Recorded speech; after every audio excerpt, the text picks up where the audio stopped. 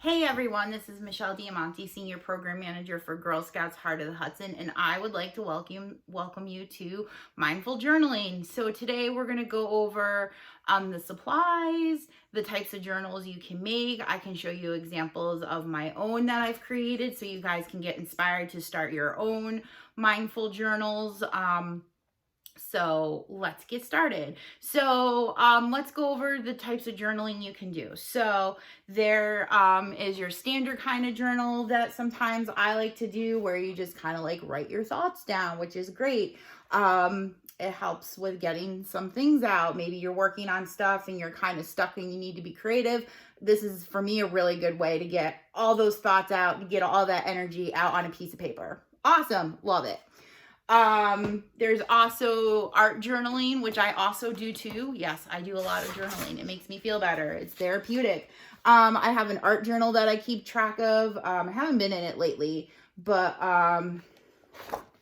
you can create your own little things. This is basically a sketchbook I purchased at a craft store, and then just kind of like made my own art from there. So you can see it's pretty sometimes. I basically use watercolor for this, markers, and I usually find like really cool pictures in magazines and things like that, and I kind of go through and cut them out, and I actually have a whole envelope full of like really cool pictures I found in nature magazines and things like that. I like to keep them, to use them for cards, different things. I craft a lot, so they come in handy. And then the other way I journal too is through a bullet journal. So you can get one of these books at your local craft store. I like the hardcover bound, but the one we're going to be working on today, or the one I showed you I just started, I got a soft cover to try something new and mix it up. So this is a bullet journal. It's done with different paper. So like the other two had blank paper, one had lines. This one actually has dots on it. So it kind of gives you kind of like a little mini grid system so that you can lay out a calendar. The point of bullet journaling is to make it quicker, easier. I think in a to-do list kind of manner. So for me, this works great because I can write down all the tasks I need to do. I also keep track of some other things in here for my journal. Like I always keep track of like the 5 good things that happened in the day. I like to show gratitude, so I write down like things I'm very happy that happened to me that day. I always put in like inspirational quotes. I make a calendar with important dates where I need to be, maybe things that are going on at work. Of course, the holidays, if I'm spending time with my family, anything like that all goes in here. I carry this around with me in my purse all the time. So people joke with me how heavy my purse is because I have like lots of books in there. So this is where you can get started with this. This is what we're going to work on today.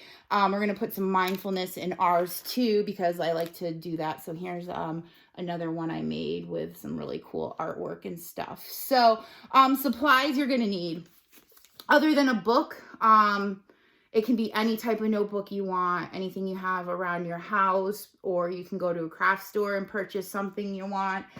Some other things I find helpful, washi tape. I love washi tape. You can buy it. I have lots of it here. It's almost an unhealthy obsession I have. Markers, all kinds of markers you can think of. I prefer Sharpies.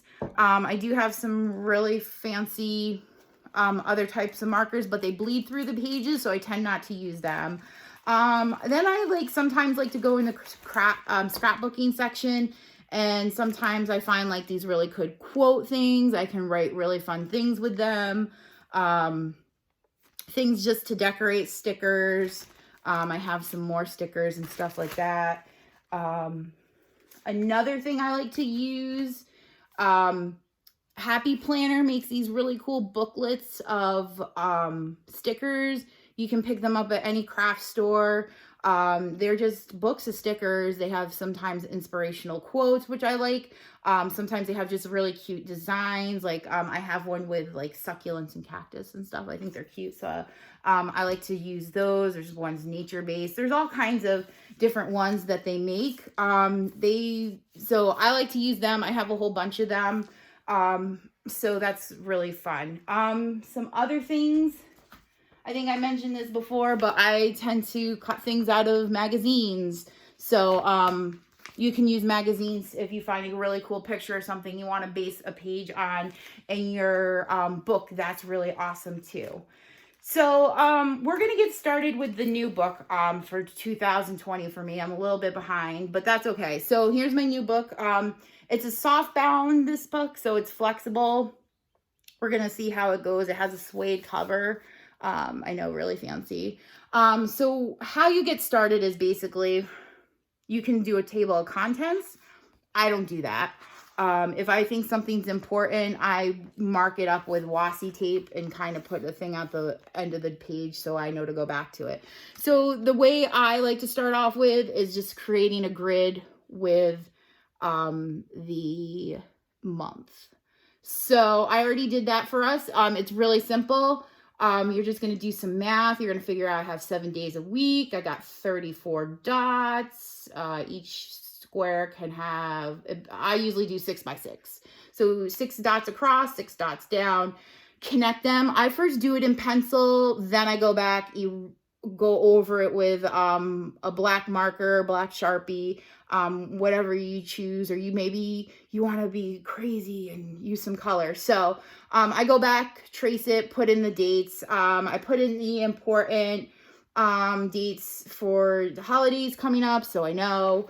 And then I'll go back and write in any appointments, anything where I need to be. Okay, so once you have your calendar set, which we do, then this is when this gets really fun. You can start breaking the month down by week and then by day. So April's first week only has a few days in it, which is totally fine. So I actually designated one page for that. So the 1st through the 4th, I set the date, this page up, and you can set your page up anyway. Of course, I use washi tape because I think it's pretty. I found some stickers and the Happy Planner sticker books I have. So I put those in. So simply, I just write the day of the week and the date. I make a space for things to do at work. I make a space for things to do at home. This is going to vary because some of us don't, not all us girls go to work, or we do different things. So you can pick different subjects you want, or you can just simply do a to-do list. Your to-do list can just be simple as putting a dot next to what you want to do and the task that you need to be completing. Sometimes I order my tasks in it. Just because that helps me. And then I always end every day, and every day in my journal gets ended with 5 good things. So I put those 5 good things that happened to me during the day in there. So that's how I set mine up. There's various ways of doing it. You can do like habit trackers for keeping track of like if you're going to the gym or getting exercise or how much water you're drinking or if you're eating enough fruit or vegetables. There's lots of ways you can be creative with your journaling. So there's other tools out there you can use. I know there's some apps that you can actually create your own journals on your phone. Some of them might be free. I'm not sure. I know there's all kinds of fun things in the craft stores you can pick up if you don't want to be so creative and designing your own. So the skies are the limit. So if you have any questions regarding journaling and you want to get more into it, there's lots of online resources. You can also contact me at the Girl Scout office. And I hope everyone has a good time journaling and stay safe. Have a good day.